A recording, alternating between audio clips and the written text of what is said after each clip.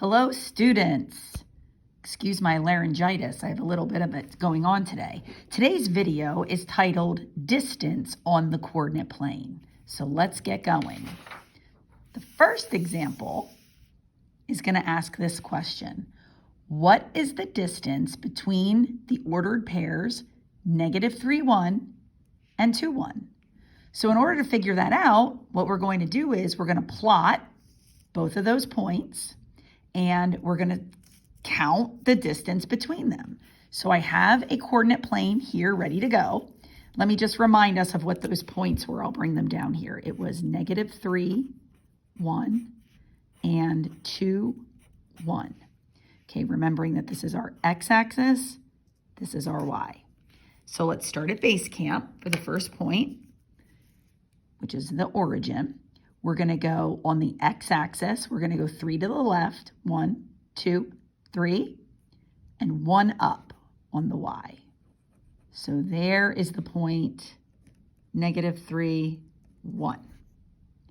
Now to plot the other point, go back to base camp. 2 on the x, 1, 2, 1 on the y.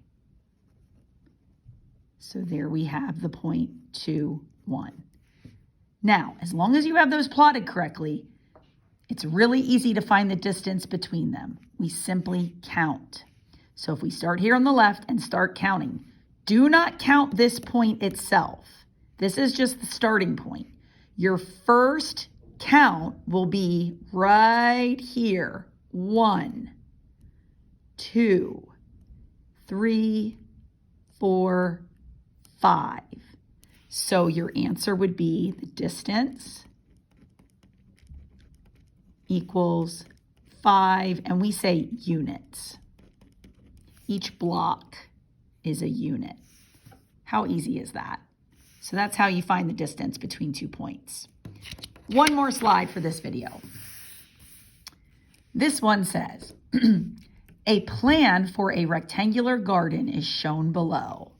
Okay, so here that is. We've got our x-axis right here, y-axis coming through here, and then we have A, B, C, and D as the corners of our garden. Okay, we have 4 questions over here we're going to answer. First, find AB with this little line over top of it. Let me tell you what that means. This is a short way of me asking for the distance. When I put a bar like this above 2 letters, that means find the distance from point A to point B. Isn't that nice? That's a quick, easy way to say, find the distance between point A and point B. So let's come over here. Here's A, here's B. Let's count. Ready? 1, 2, 3, 4, 5, 6 units. So that's what I'm going to write here, 6 units. Perfect. And I'm even going to write a 6 right there. Okay, next, find the distance from point A to point C.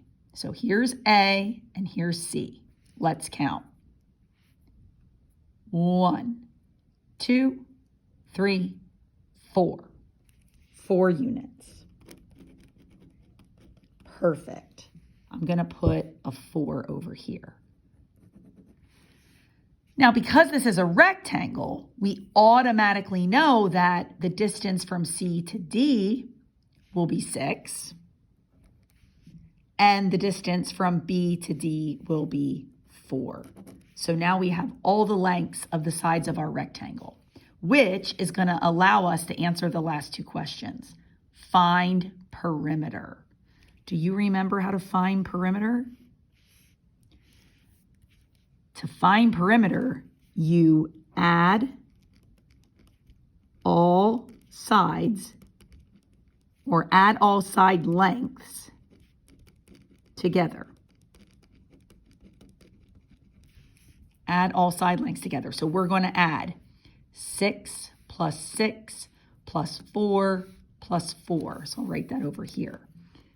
6 plus 6 plus 4 plus 4 equals, let's see, 6 and 6 is 12. 12 plus 4 is 16. 16 plus 4 is 20 units. That's our perimeter. And finally, do you remember how to find area? Area is simply length times width.